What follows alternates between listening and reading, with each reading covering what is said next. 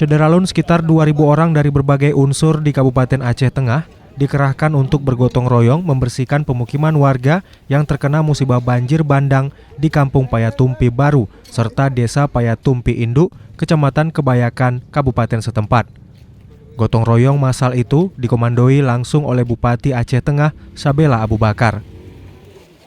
Orang nomor 1 di Kabupaten Berhawa Sejuk ini tak ketinggalan untuk memegang cangkul berbaur bersama para peserta gotong royong membersihkan saluran air di kawasan Kampung Payatumpi Baru.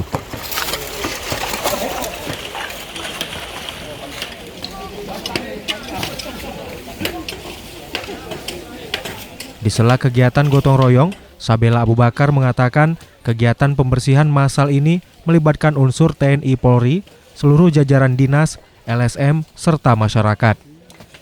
Kegiatan ini bertujuan membantu para korban agar bisa segera kembali ke rumah mereka masing-masing dan menunaikan janji yang pernah disampaikan Bupati kepada warga, yang mana jika cuaca membaik akan dilakukan pembersihan massal. Jadi kita ini istilahnya pemulihan ya? Iya, pemulihan.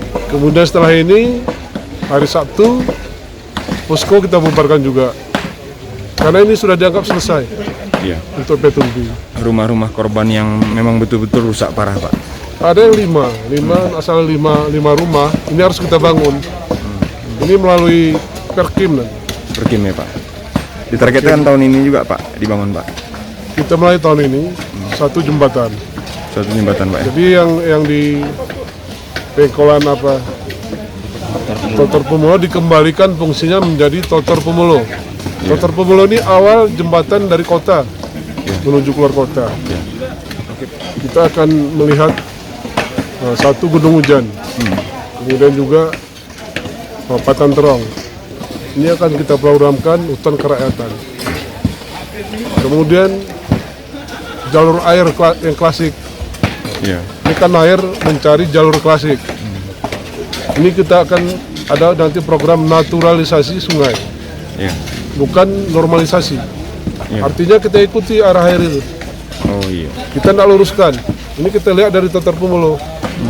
Totor Pumulo pun difungsikan kembali, berarti di sana ada jembatan. Atau sekarang diganti dengan gorong-gorong ya, Pak. Gorong-gorong atau bokopet ya. Kemudian jalur air nggak bisa disumbak lagi karena jalur air masuk ke kebun masyarakat. Jadi kalau sudah ada naturalisasi sungai, kemudian Patan Terong dan Gunung Hujan, kita programkan hutan kerakyatan. Karena ini akibat hutan yang ada gunung yang ada di Gunung Hujan dan Patan Terong ini ditebang habis. Dari Takengon, Mahyadi, Serambi On TV.